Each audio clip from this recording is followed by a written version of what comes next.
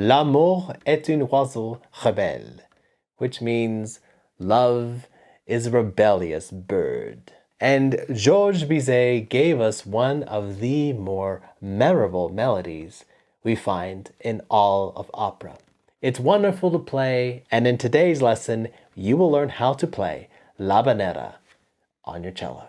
Let's first discuss the bass line, which is quite important for the articulation.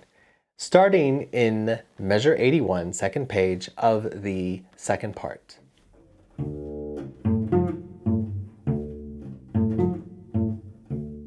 Notice that the third and fourth quarter note in the measure is shorter.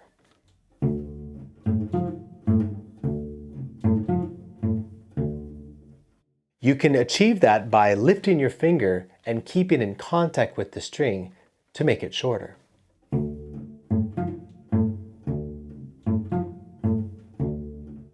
Otherwise, it rings and there's too much resonance. Moving ahead to measure 99, the last two notes are spiccato, and then 100 tenuto, then regular, then spiccato, then tenuto, then spiccato, then tenuto. It's very essential that you make that contrast between the two. I will demonstrate this spiccato tenuto.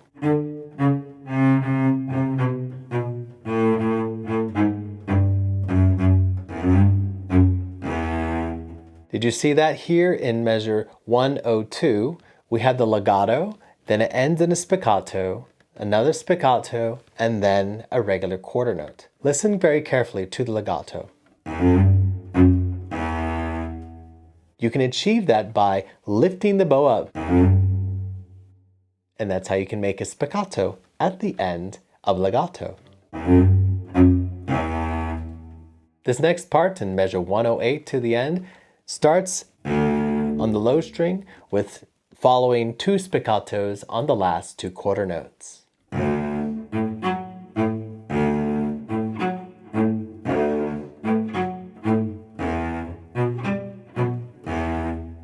And that's how you play the articulation. Now, before we get into the fingerings, in 91 you see a line with a G-L-I-S-S. That's a glissando. And so you will play that as a legato until you get to the last note. And so it's played like that. It's actually a legato as well. All in one bow. Let's start in measure 83, second cello part. Here we do a partial chromatic scale.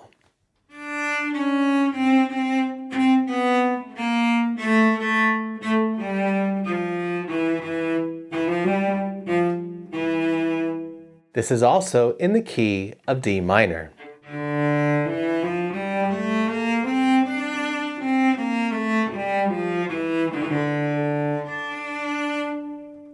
So if you are unfamiliar with D minor, there's a card in the top right of your screen. Take a look at it and return to this lesson. L'habanera begins here in the first position, nice and easy.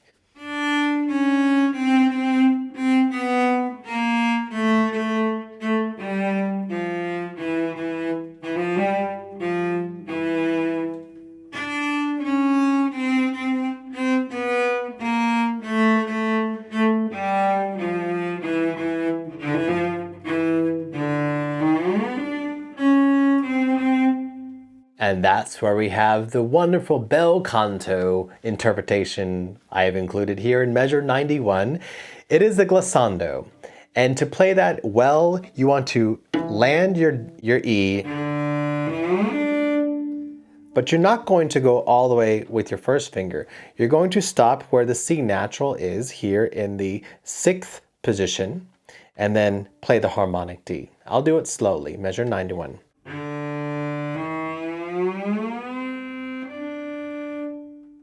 That is how you train it. Go from the E to the C natural and then play here, the D.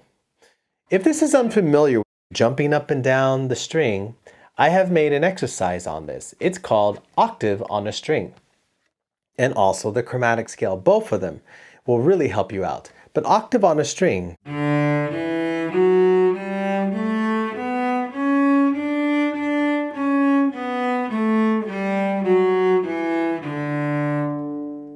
You can find that in my scale book. Get in contact with me if you would like to get a copy. For the lucky few that have their scale books, pull it out and go to the chromatic scale. You will find this fingering. It's a 1, 2, 3 fingering.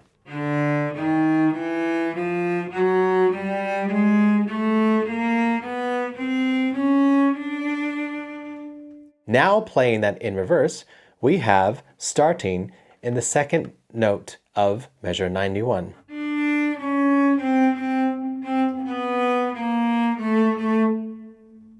And so that chromatic on a string scale exercise is essential for learning La Habanera. Just as a reminder, 91 and 95 shift up here to the 6th position, then 4th position, then 1st. Continuing to measure 108, we have a key change, D major. So our 2s are now 3s on both the high strings.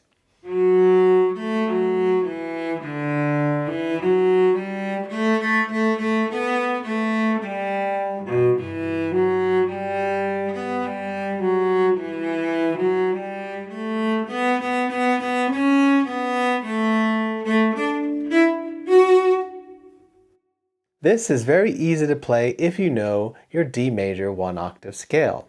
Starting in measure 108, it's a 3, 0, 3, 1, 0, 1, 3, 4, 4 zeros, 1, 0. Measure 111 is a 4, 3, 1, 3, 4, 1, 4, 3, 1, 3, 4, 0.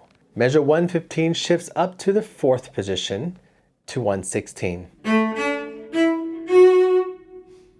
If the 4th position is something new to you, there's a card in the top right of your screen. Take a look at it and return to this video. Let us continue from 116. We are here and going back to the 1st position.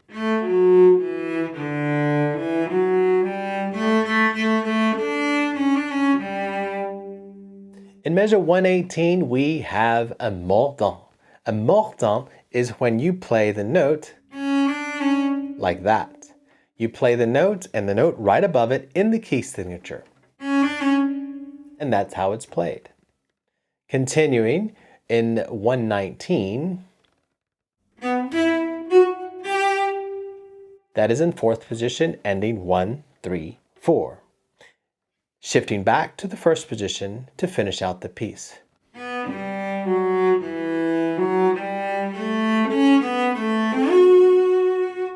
Here, I suggest the glissando starts on the C sharp and shifts up to the F sharp. 3-3 glissando.